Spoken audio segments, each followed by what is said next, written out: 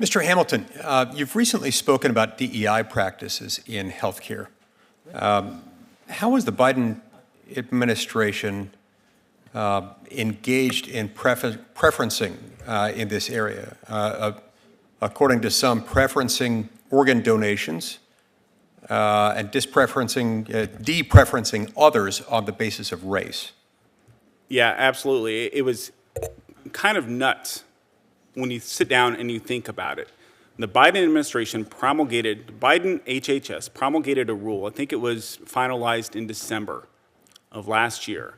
And the rule then, of course, this new system, this new pricing incentive system that they created took effect just a couple of weeks ago.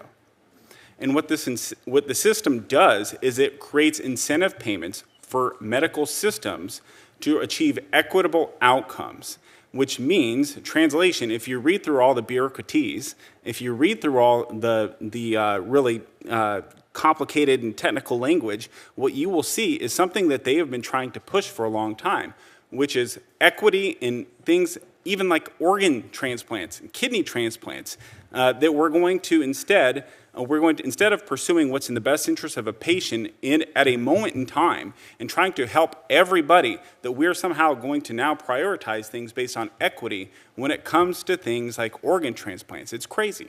Right.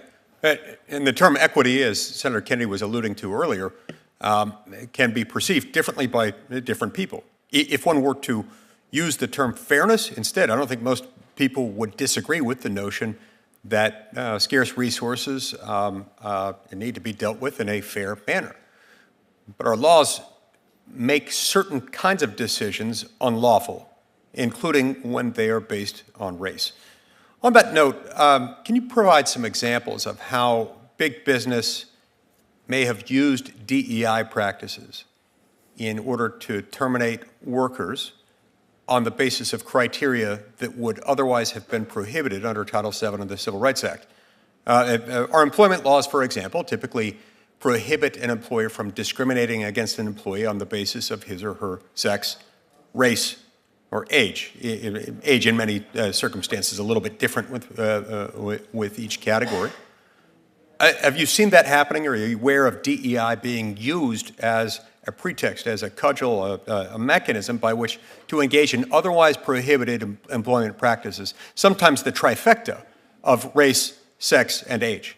Absolutely. Senator Lee, there are so many instances and so many clients who have come to us, active lawsuits that we represent clients in that I won't get into the merits of here before this body, where we have evidence of corporations blatantly, whether they just tell the person, you're not of the right type, you don't have the right skin color, whether it was for promotion or whether it was for actually getting into the door of a business. Having people tell people that you don't fit the profile that we're looking for, or instead creating a pipeline, a recruiting pipeline that's only accessible to people of certain backgrounds.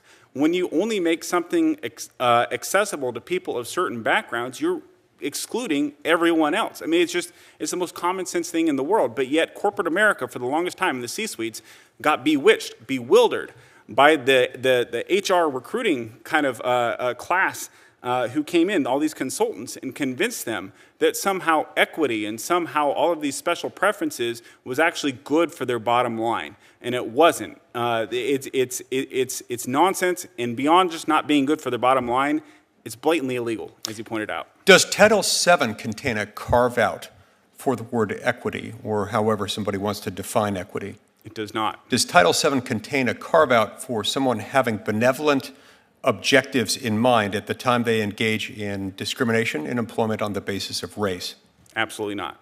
So it doesn't matter what the subjective motivations or the asserted virtue of the decision maker is when it comes to an employment decision subject to Title VII of the Civil Rights Act of 1964, does it? You're correct. Any more so than it made a difference for the defendants in Brown versus Board of Education, when the litigants, when the lawyers said with a straight face before the highest court of the land, just across the street from us, yes, we are engaging in not just de facto but de jure discrimination. Yes, we're doing it on the basis of race. Yes, we are segregating people on the basis of their skin color.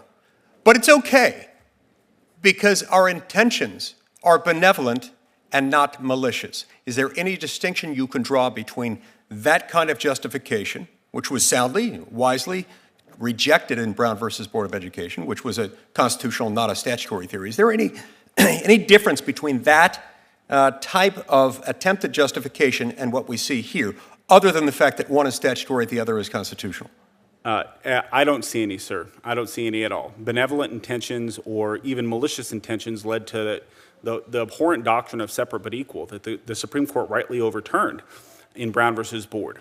Anytime you have fissures forming in a society like the United States, where you have people from all over the world who've come here to live here together, anytime that you have things where people are trying to create these fractures in the American populace, and even if it's benevolent intentions or not, we have to treat all American citizens the same, regardless, because that's what Congress said, and that's what the Constitution guarantees.